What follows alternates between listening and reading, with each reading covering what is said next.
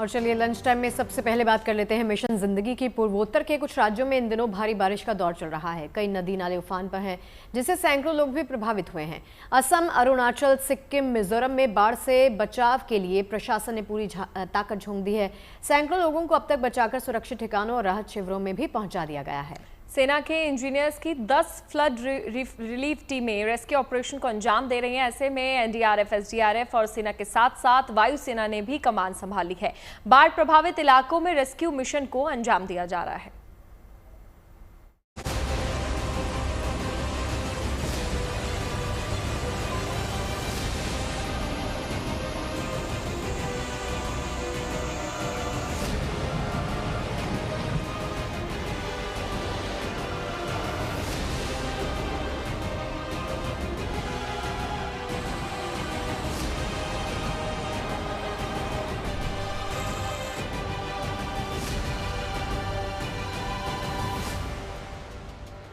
पूर्वोत्तर के राज्य इन दिनों भीषण बाढ़ की चपेट में हैं।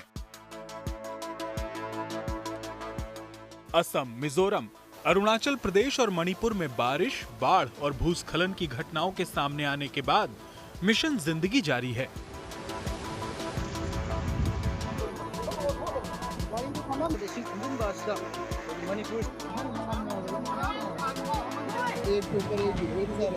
युद्ध स्तर पर रेस्क्यू ऑपरेशन चलाया जा रहा है।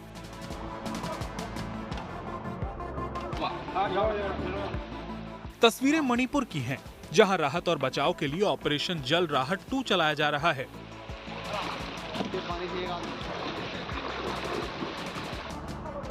भारतीय सेना और असम राइफल्स के जवानों ने सैलाब में फंसी कई जिंदगियों का सुरक्षित रेस्क्यू किया। ऑपरेशन जल राहत 2 के दूसरे दिन मणिपुर के इम्फाल पूर्व और पश्चिम जिलों में बड़े पैमाने पर राहत और बचाव कार्य किया गया। इस दौरान 500 से ज्यादा लोगों को सुरक्षित बाहर निकाला गया, जिनमें बच्चे, बुजुर्ग और महिलाएं शामिल हैं। रेस्क्यू ऑपरेशन मणिपुर के वांगखाई, हेंगांग, लामलोंग, खुरई, JNIMS अस्पताल और अहल्लुप जैसे जलमग्न इलाकों में चलाया गया, जो भारी बाढ़ से बुरी तरह प्रभावित हैं। मणिपुर में बाढ़ से 19,000 से ज्यादा लोग प्रभावित हुए हैं। 3,000 से ज्यादा घरों को नुकसान पहुंचा है। सेना के इंजीनियरों की 10 फ्लड रिलीफ टीमें रेस्क्यू ऑपरेशन को अंजाम दे रही हैं। BAUT और रबर की नावों के जरिए सैलाब में फंसे लोगों को सुरक्षित ठिकानों पर पहुंचाया जा रहा है। पिछले 2 दिनों में बच्चों और बुजुर्गों समेत 1300 से ज्यादा लोगों को बचाकर राहत शिविरों में पहुंचाया गया।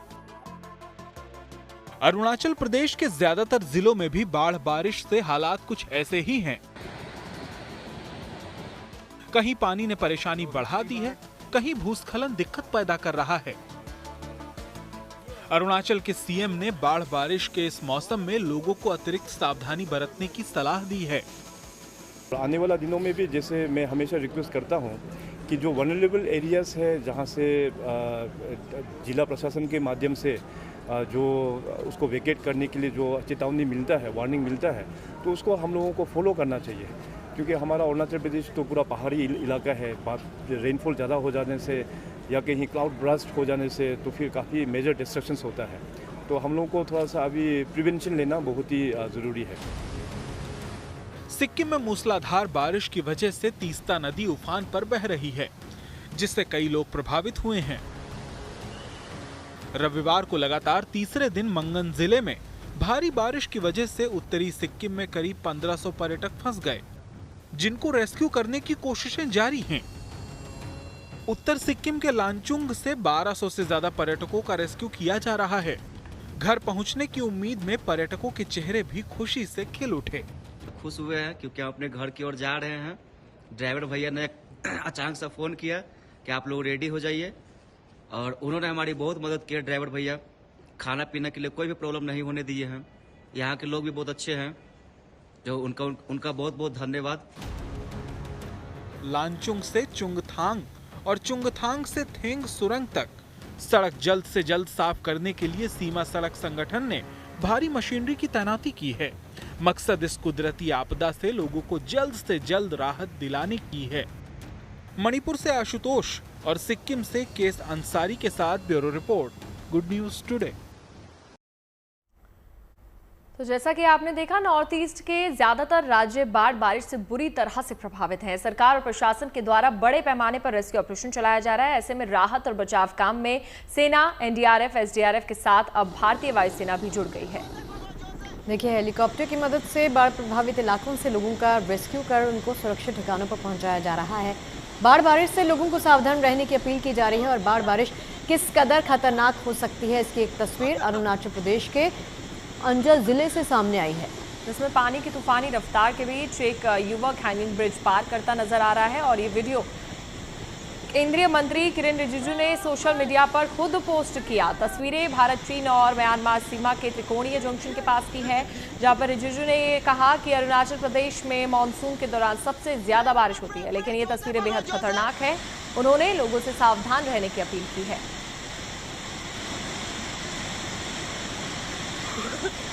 देखिए, तस्वीरें आपको लगातार दिखा रहे हैं बाढ़ बारिश के बीच में किस तरह से सफलतापूर्वक इस पूरे रेस्क्यू ऑपरेशन को अंजाम दिया गया। सेना के जवान यहां पर मुस्तैदी के साथ काम करते हुए भी नजर आए और जैसे ही यहां पर वो पहुंचे तुरंत इस शख्स की जान बचा ली। अरुणाचल के ओंजा से तस्वीरें हैं। हैंगिंग ब्रिज पार कर रहा था ये युवक और ये वहीं पर फंस गया। पानी का बहाव देखिए कितनी तेजी से यहाँ पर है। ऐसे में ये वीडियो काफ़ी तेजी से वायरल हुआ, जिसके बाद खुद केंद्रीय मंत्री किरेन रिजिजू ने इस वीडियो को सोशल मीडिया पर पोस्ट किया और जो लोग हैं उनको सलाह दी गई कि वो ज़रूरत पड़ने पर ही घर से बाहर निकलें और अपना ख्याल रखें। तो ऐसी भयानक तस्वीरें लगातार अरुणाचल प्रदेश से सामने आ रही हैं। तो अरुणाचल के अंजब में ट्रेनिंग ब्रिज पार करता हुआ ये युवक आप देख सकते हैं। हिदायत लोगों को ये दी गई है कि ऐसे कोई भी हालात का सामना अगर आपसे हो जाए तो आप यहाँ पर ना आइए।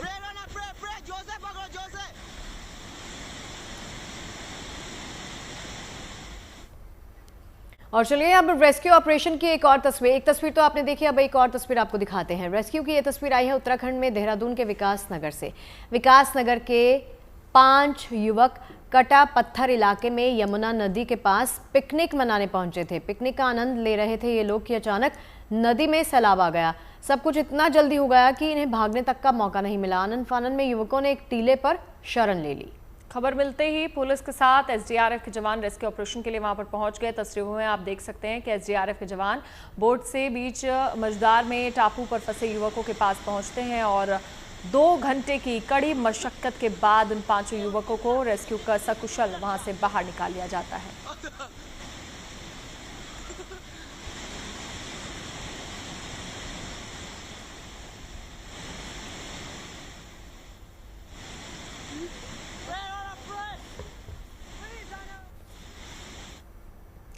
तो वहीं नॉर्थ ईस्ट में बारिश और बाढ़ के बीच मिशन जिंदगी जारी है। तो उधर पहाड़ों पर बर्फबारी का दौर शुरू हो चुका है। जून के महीने में उत्तराखंड से कश्मीर तक बर्फबारी हो रही है। देखिए, 3 तस्वीरें आपको दिखा रहे हैं। बद्री विशाल के दर पर बद्रीनाथ में बारिश और हिमपात से फिजा बदल गई। बद्रीनाथ धाम में भारी बारिश के बाद नीलकंठ और नर नारायण पर्वतों पर भारी बर्फबारी हुई है। ठंड से बचने के लिए 4 धाम यात्रा पर गए तीर्थ यात्रियों के लिए जगह जगह अलाव के इंतजाम है। हेमकुंड साहिब के दर्शन भी कर लीजिए, जहां जा रहे तीर्थ यात्रियों को बर्फबारी का सामना भी करना पड़ रहा है। तो पूरा इलाका बर्फ की सफेद चादर में लिपटा हुआ है। हेमकुंड साहिब और हेमकुंड साहिब यात्रा मार्ग अटल कोटी से ऊपर बर्फबारी हो रही है। तस्वीरें आप देख सकते हैं किस तरह यहाँ पर हर तरफ बर्फ की सफेद चादर बिछ गई है। बर्फबारी ने घाटी में 4 चांद लगा दिए, लेकिन ठंड भी काफी ज्यादा बढ़ गई है। उधर कश्मीर के ऊंचाई वाले इलाकों में भी भारी बर्फबारी हो रही है। राजधान टॉप और तुलैल घाटी के ऊंचाई वाले इलाकों में बर्फबारी ने घाटी की रंग बदल दिए हैं। देखिए, इधर देश के 17 राज्यों में मानसून ने दस्तक दे दी है, लेकिन अब मानसून की रफ्तार कुछ थम गई है। मौसम विभाग के मुताबिक मानसून के दोबारा रफ्तार पकड़ने में 8 से 10 दिन लग सकते हैं। यानी मध्य प्रदेश, उत्तर प्रदेश को मानसून की बारिश के लिए अभी कुछ और इंतजार करना होगा। फिलहाल मानसून किन राज्यों में तेवर दिखा रहा है, उसके लिए दिखाते हैं आपको हमारी एक खास रिपोर्ट।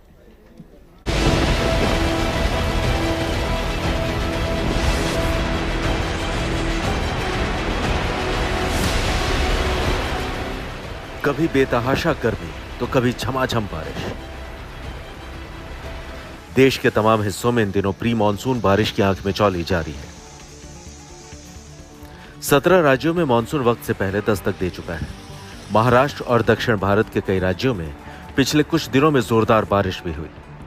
हालांकि वक्त से पहले पहुंचने के बाद अब मानसून की रफ्तार कुछ धीमी हो गई। मौसम विभाग के मुताबिक बंगाल की खाड़ी में बने डिप्रेशन यानी लो प्रेशर सिस्टम की वजह से मानसून की रफ्तार थमने के आसार हैं। यह डिप्रेशन मानसून को उत्तर और मध्य भारत की तरफ धकेलने की बजाय विपरीत दिशा में खींच रहा है। इसी वजह से मध्य प्रदेश और अन्य राज्यों में मानसून की देरी से पहुंचने का अनुमान है। मौसम विभाग के मुताबिक मानसून के आगे बढ़ने में भी 8 से 10 दिन और लग सकते हैं। ऐसे में मानसून मध्य प्रदेश और उसके आसपास के राज्यों में 15 जून के आसपास पहुंच सकता है। देश के 14 राज्यों में मानसून की बारिश का सिलसिला पिछले कुछ दिनों से लगातार जारी है। मौसम विभाग के मुताबिक केरल, तमिलनाडु, तेलंगाना, कर्नाटक, गोवा और आंध्र प्रदेश में मानसून की बारिश जारी है। इसके साथ ही पूर्वोत्तर के अरुणाचल प्रदेश, असम, मणिपुर, मेघालय, मिजोरम, नागालैंड, त्रिपुरा और सिक्किम को मानसून पूरी तरह कवर कर चुका है। छत्तीसगढ़, महाराष्ट्र, ओडिशा और पश्चिम बंगाल के कुछ हिस्सों में भी मानसून दस्तक दे चुका है। फिलहाल मानसून की रफ्तार कुछ धीमी जरूर पड़ गई है, लेकिन 15 जून के बाद मध्य प्रदेश और आसपास के राज्यों में एक बार फिर मानसून के तेवर दिखाई देंगे। मौसम विभाग ने उत्तर प्रदेश में भी आंधी तूफान के साथ बारिश का अलर्ट जारी किया है। रविवार को यूपी के कुछ इलाकों में हल्की बूंदाबांदी भी हुई। उम्मीद की जा रही है कि यूपी में 12 से 13 जून तक मानसून की बारिश आम जनता को गर्मी से राहत देने के साथ साथ किसानों के लिए भी सौगात बनकर आएगी। Bureau report, good news today.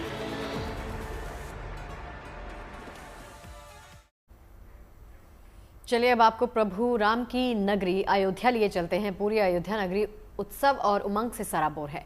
राजा राम का दिव्य भव्य दरबार सजकर तैयार है।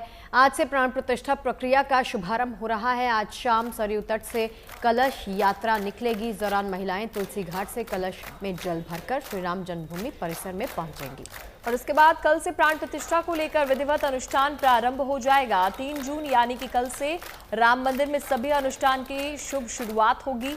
जाहिर है अवधपुरी में भक्ति की अद्भुत बयार बह रही है। ऐसे में रामनगरी में एक बार फिर से एक विशेष उत्सव की घड़ी आ गई है। 5 जून को राम दरबार समेत 8 मंदिरों में देव विग्रहों की प्राण प्रतिष्ठा होगी।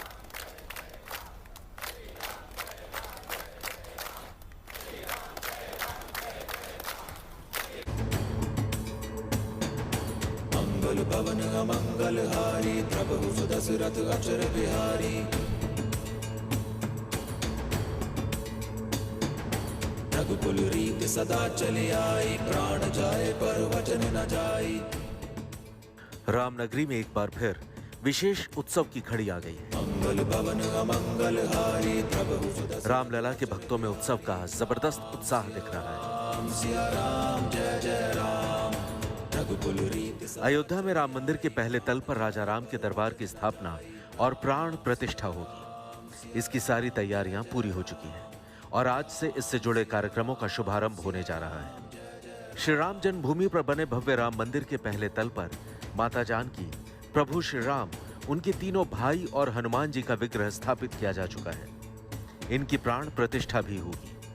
राजा राम के साथ साथ अन्य उप मंदिरों में स्थापित मूर्तियों की प्राण प्रतिष्ठा भी होगी। इसके लिए आज शाम महिलाएं सरयू नदी का पावन जल लेकर कलश यात्रा निकालेंगी। ये यात्रा तुलसी घाट से प्रारंभ होकर यज्ञशाला तक पहुंचेगी। रघुकुल रीत सदा चली आई प्राण जाए पर वचन न जाई। मां सरयू के पवित्र जल को लेकर जो है साधु हमारी माताएं और बहनें वहाँ शोभा यात्रा के उसमें निकलेंगी और यह नए घाट से प्रारंभ होगा यानी तुलसी घाट से, और वहाँ से फिर श्री राम जन्मभूमि परिसर में पहुंचेगा ये जल कलश यात्रा। ऐसे लगभग 151 कलशों को जो है सजाया गया है। वैसे उसकी संख्या और भी अधिक होगी, लेकिन 151 कलश जो है शुभ माने गए हैं, तो उसको भी सजाया गया है और उसको अपने सर पर रखकर और बड़े ही जो है सौम्य वातावरण में, सुंदर वातावरण में इसको लेकर माताएं चलेंगी, जब एक अलग वातावरण रहेगा। कलश यात्रा के बाद 3 जून से लेकर 5 जून तक पूरे विधि विधान से सभी अनुष्ठान पूरे किए जाएंगे। 3 जून को अनुष्ठान का विधिवत शुभारंभ होगा। यह अनुष्ठान 2 दिन सुबह 6:30 बजे से प्रारंभ होकर शाम 6:30 बजे संपन्न होगा। 5 जून को अभिजीत मुहूर्त में सुबह 11:30 बजे देव विग्रहों में प्राण प्रतिष्ठा की प्रक्रिया चलेगी और दोपहर 1 बजे महाआरती के साथ अनुष्ठान की पूर्णाहुति होगी।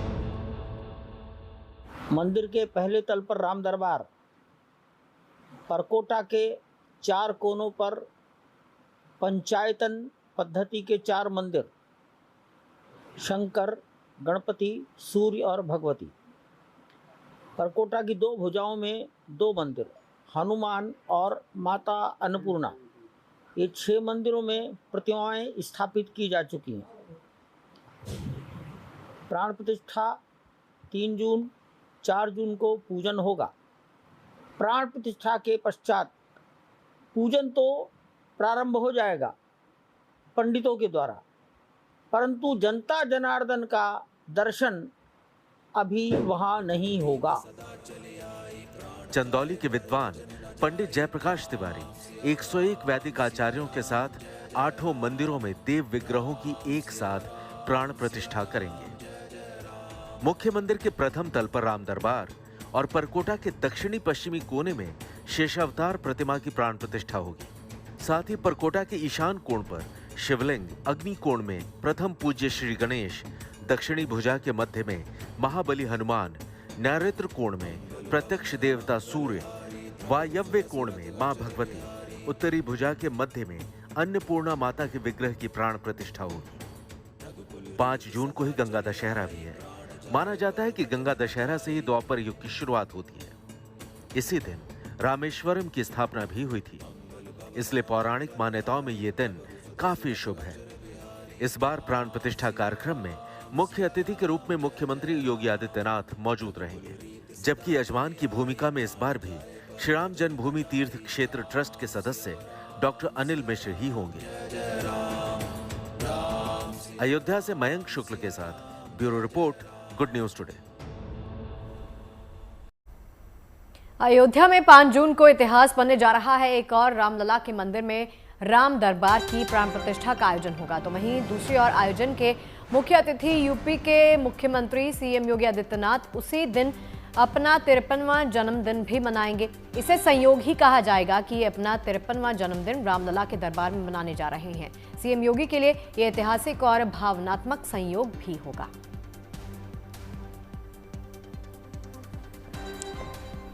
तो 5 जून को अयोध्या में सीएम योगी आदित्यनाथ मौजूद रहेंगे और एक और रामलला के मंदिर में राम दरबार की प्राण प्रतिष्ठा का आयोजन किया जा रहा है। तो ऐसे ही दिन सीएम योगी आदित्यनाथ का जन्मदिन भी है, अपना 53वां जन्मदिन वो अयोध्या में मनाएंगे और मुख्य अतिथि के रूप में सीएम योगी आदित्यनाथ 53वां जन्मदिन वहां पर मनाएंगे और कहा जाएगा कि वो अपना जन्मदिन रामलला के दरबार में ही उस वक्त मना रहे होंगे। तो सीएम योगी आदित्यनाथ के लिए एक ऐतिहासिक और भावनात्मक संयोग होगा।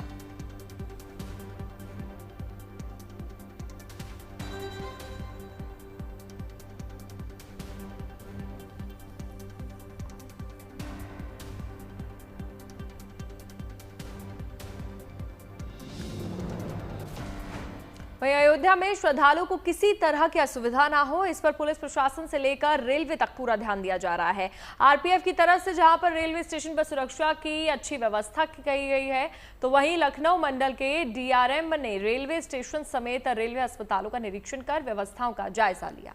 देखिए, वहीं एसएसपी डॉक्टर गौरव ग्रोवर के मुताबिक रामनगरी में चप्पे चप्पे पर पुलिस बल की तैनाती है। सीसीटीवी कैमरा से अयोध्या को पूरी तरह लैस कर दिया गया है, यानी प्राण प्रतिष्ठा कार्यक्रम समेत रामलला के दर्शन के लिए हर दिन आने वाले श्रद्धालुओं की सुविधा सुरक्षा को लेकर पूरी मुस्तैदी भी बरती जा रही है। जनपद अयोध्या में आगामी दिनों में जो भी महत्वपूर्ण आयोजन होने हैं, विशेष रूप से अयोध्या धाम में जो भी धार्मिक आयोजन होने हैं, उन सभी के संबंध में लगातार हमारे और डीएम साहब द्वारा सभी स्थानों का निरीक्षण किया जा रहा है। इन कार्यक्रमों से संबंधित जो भी स्थान है उनकी सुरक्षा व्यवस्था, जो इनमें वीआईपी आ रहे हैं उनकी सुरक्षा व्यवस्था, वे साथ ही साथ जो हमारे श्रद्धालु लगातार अयोध्या धाम में जिनका आगमन देश के कोने कोने से होता है, उनकी सुगमता और सुरक्षा के दृष्टिगत जो हमारी फोर्सेस ऑलरेडी डिप्लॉयड हैं, जो हमारे उपकरण और संसाधन डिप्लॉयड हैं और पूर्व से जो SOPs इसके लिए निर्धारित की गई हैं उनको सुदृढ़ करने के लिए, उनको चौकस करने के लिए और जिस तरह से पब्लिक का मूवमेंट होता है, प्रशासन और पुलिस द्वारा समन्वय स्थापित करके सभी इंतजाम पूरे किए जा रहे हैं और एक अच्छे सुरक्षा के माहौल में श्रद्धालुओं की सुगमता को ध्यान रखते हुए सभी आयोजन संपन्न कराए जाएंगे। इसी के साथ रुक कर लेते हैं उत्तराखंड का। उत्तराखंड में मौसम की बेरुखी के बावजूद चारधाम यात्रा का जोश बढ़ता जा रहा है। रविवार तक बद्रीनाथ धाम में भगवान के दर्शन करने वाले श्रद्धालुओं की संख्या 5 लाख को पार कर गई। चारधाम तीर्थ यात्रा कर रहे भक्तों के लिए प्रशासन ने पुख्ता इंतजाम भी कर रखे हैं। चारधाम यात्रा के साथ साथ हेमकुंड साहिब में भी तीर्थ यात्रियों को मौसम की चुनौती का सामना करना पड़ रहा है। ऐसे में हेमकुंड साहिब में इन दिनों बर्फबारी का सिलसिला अभी भी जारी है।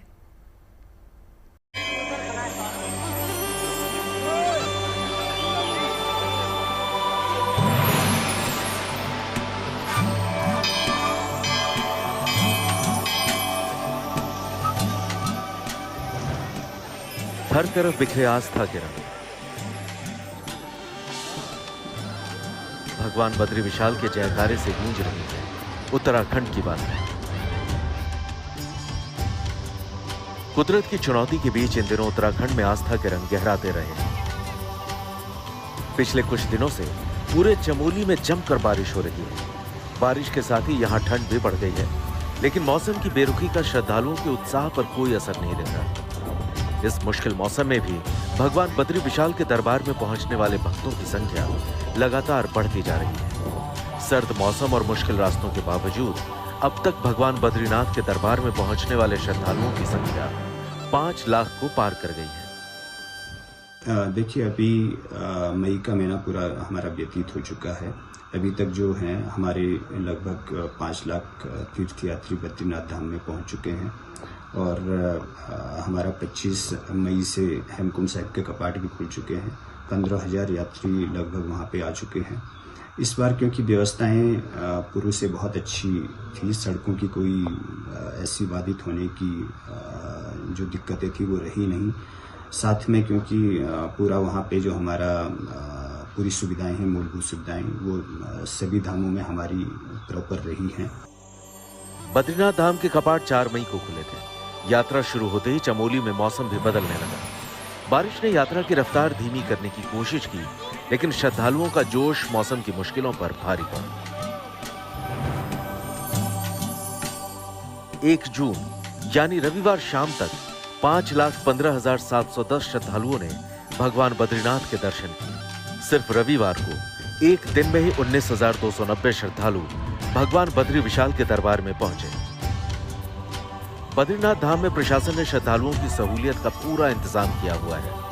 यही वजह है कि खराब मौसम के बावजूद बद्रीनाथ धाम में श्रद्धालुओं को दर्शन में कोई दिक्कत नहीं आ रही है। मानसून के दस्तक देने के साथ ही उत्तराखंड में आने वाले दिनों में तेज बारिश भी हो सकती है, लेकिन प्रशासन हर तरह के हालात से निपटने के लिए पूरी तरह तैयार है।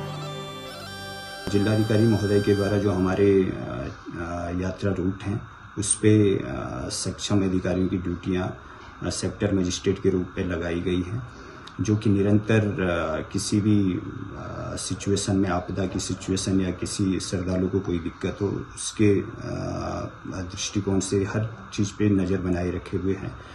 और बाकी हमारी जो मानसून की तैयारियां पूर्व वर्षों की भांति होती रही हैं, तो वो और भी बेहतर तरीके से इस बार, क्योंकि पहले से ही जो हमारी खाद्यान्न किटें हैं वो बनकर के तैयार हैं कि कोई अगर ऐसी समस्या आती है तो उसका त्वरित रूप से हम समाधान कर पाए। प्रशासन ने श्रद्धालुओं को जरूरी एहतियात बरतने की सलाह भी दी है। 4 धाम के तीर्थयात्रियों को जूते, जैकेट और गर्म कपड़े साथ रखने का निर्देश दिया गया है। तेज बारिश और खराब मौसम में श्रद्धालुओं को यात्रा न करने की हिदायत दी गई है। सिखों के पवित्र तीर्थ हेमकुंड साहिब में भी बर्फबारी श्रद्धालुओं के लिए चुनौती बनी हुई है। 15,000 फीट की ऊंचाई पर हेमकुंड साहिब में मौसम रोज करवट ले रहा है। जून का महीना शुरू होने के बावजूद यहां बर्फबारी का दौर जारी है। हेमकुंड साहिब यात्रा मार्ग पर अटला कौड़ी से ऊपर बर्फबारी हो रही है। हेमकुंड साहिब की यात्रा 25 मई से शुरू हो चुकी है। यात्रा शुरू होने से पहले सेना के जवानों ने पूरे यात्रा मार्ग से बर्फ हटाकर श्रद्धालुओं के लिए रास्ता बना दिया था। लेकिन लगातार बर्फबारी से रास्तों पर दोबारा बर्फ जम जा रही है।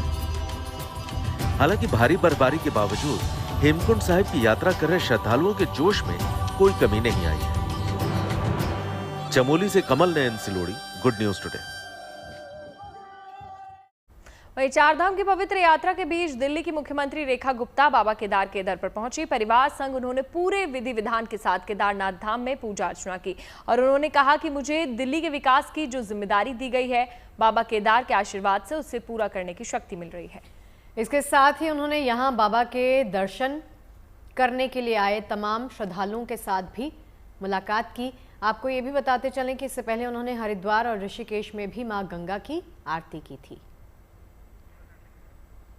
तो तस्वीरें आपको दिखा रहे हैं, केदारनाथ में दिल्ली की मुख्यमंत्री रेखा गुप्ता पहुंची हैं और उन्होंने श्रद्धालुओं के साथ पहले तो विधिवत तरीके से यहां पर पूजा पाठ किया, उसके बाद उन्होंने तमाम श्रद्धालुओं के साथ मुलाकात भी की। उसी वक्त की ये तस्वीरें हैं। आज बहुत ही प्रसन्नता का अनुभव हो रहा है कि बाबा के चरणों में मैं अपना माथा टेक सकी। बाबा केदारनाथ की कृपा हुई, परिवार समेत मैं यहाँ दर्शन करने आई हूँ और मैंने बाबा के चरणों में एक ही अपनी मंशा जाहिर की है कि प्रभु इतना आशीर्वाद दो हम भारतवासियों को कि विकसित भारत, विकसित दिल्ली के इस लक्ष्य को हम सब मिल कर के पूरा कर सकें। और मेरे ऊपर तो जो प्रभु की कृपा है, जो जिम्मेदारी मुझे दी है दिल्ली के विकास के लिए, दिल्ली के लोगों की खुशहाली के लिए, मुझे प्रभु की शक्ति मिले और मैं अपने कार्य में पूरी मेहनत के साथ, पूरी शिद्दत के साथ में दिल्ली के निवासियों की सेवा कर सकूं और हम सब के ऊपर बाबा का आशीर्वाद बना रहे। जंगलों में दिलचस्पी रखने वालों के लिए सरिस्का टाइगर रिजर्व से गुड न्यूज आई है। सरिस्का में ST19 बाघिन ने 4 शावकों को जन्म दिया है। जंगल में बाघिन शावकों के साथ घूमती हुई कैमरा में रिकॉर्ड हुई। ये पहला मौका है जब इस बाघिन ने 1 साल में 4 शावकों को जन्म दिया है। आमतौर पर बाघिन 2 से 3 शावकों को जन्म देती है। सरिस्का टाइगर रिजर्व में ST19 बाघिन तीसरी बार मां बनी है। नए शावकों के आने के बाद सरिस्का में बाघों के कुनबे में कुल 48 बाघ हो गए हैं। वन विभाग ने नए शावकों की मॉनिटरिंग बढ़ा दी। वहीं बाघों को देखने के लिए आने वाले पर्यटकों की संख्या में भी तेजी से इजाफा हुआ है।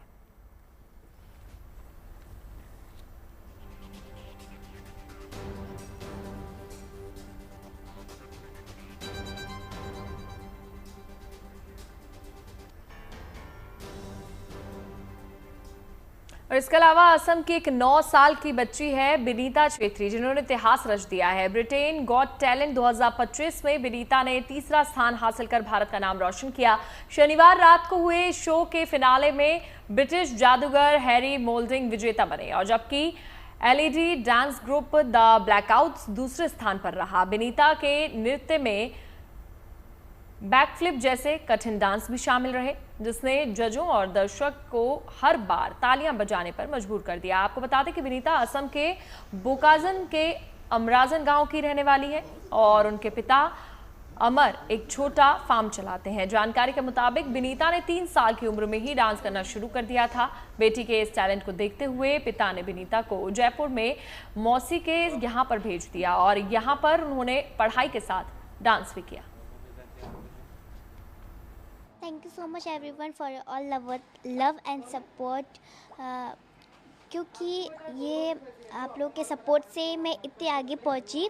सपोर्ट और मेहनत को मिलके मतलब ये बड़ा स्टेज में मैं जाके इंडिया को रिप्रेजेंट कर पाई और उसके लिए thank you so much every UK people.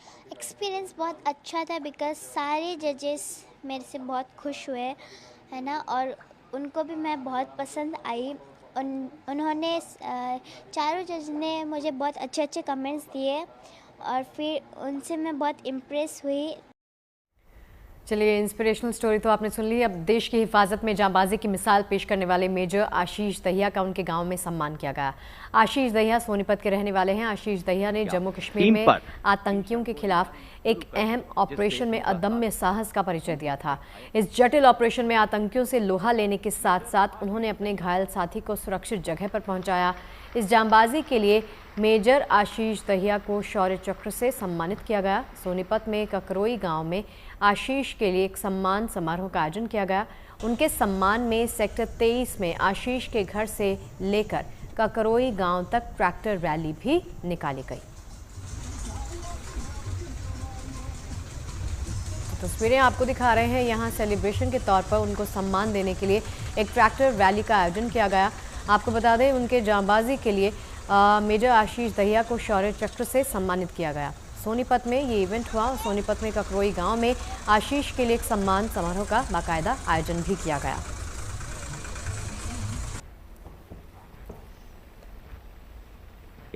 Team पर भीषण गोलीबारी शुरू कर दी, जिससे उनका साथी गंभीर रूप से घायल हो गया। खुशी का पल है मेरे लिए, मेरे गांव वासियों के लिए, मेरे परिवार के लिए। और इसमें मैं सबसे पहली बात ये कहना चाहूँगा कि मैं बस एक चेहरा हूँ, जिसे कि शौर्य चक्र दिया गया है। बाकी इसके पीछे बचपन से लेके मेरे माता पिता, मेरे पूर्वज, मेरे गाँववासी, मेरे टीचर, मेरे साथ वाले जवान, इन सब का इसको मैं श्रेय देना चाहता हूँ। प्रधानमंत्री नरेंद्र मोदी से आप मिले, उन्होंने कैसे आपका हौसला है वो बढ़ाया? उन्होंने भी हमारा हौसला काफ़ी बढ़ाया। उन्होंने हम पर जो उन्होंने विश्वास दिखाया है हर चीज़ को लेकर के, जो हमारे को आगे चीज़ें, नए इक्विपमेंट और बाकी चीज़ें हमें जो प्रदान किए हैं, जिसकी वजह से हम अपनी ट्रेनिंग अच्छे से कर पाते हैं और आगे आने वाली किसी भी समस्या जो भी देश के ऊपर आपदा आ सकती है उसके लिए हमेशा तैयार रहते हैं। उसके लिए उन्होंने हमारी काफ़ी हौसला अफजाई की और उसके लिए मैं उनका धन्यवाद। और अब एक और अच्छी खबर, जेईई एडवांस 2025 परीक्षा के परिणामों का इंतजार कर रहे छात्रों के लिए एक अच्छी खबर सामने आई है, जिसमें जेईई एडवांस 2025 परीक्षा के परिणाम अब घोषित हो गए हैं। दरअसल दिल्ली जोन के रजत गुप्ता इस परीक्षा में 360 में से 332 अंक हासिल करके टॉपर बने। रजत गुप्ता के टॉप करने पर कोटा में जश्न का माहौल है। वहीं इस परीक्षा में 30 रैंक हासिल करने वाले अक्षत के परिजन भी जश्न मनाते हुए देखे गए। भारतीय प्रौद्योगिकी संस्थान यानी IIT कानपुर द्वारा आयोजित इस परीक्षा में शामिल होने वाले कैंडिडेट जेईई एडवांस की ऑफिशियल वेबसाइट jeeadv.ac.in पर जाकर अपना रिजल्ट अब देख सकते हैं। ऑनलाइन स्कोर देखने के लिए अभ्यर्थियों को अपनी आवेदन संख्या, जन्मतिथि और मोबाइल नंबर का उपयोग करना होगा। जेईई एडवांस में प्राप्त अंकों के आधार पर ही देश के सभी 23 प्रतिष्ठित इंजीनियर्स संस्थान IIT में प्रवेश मिलेगा।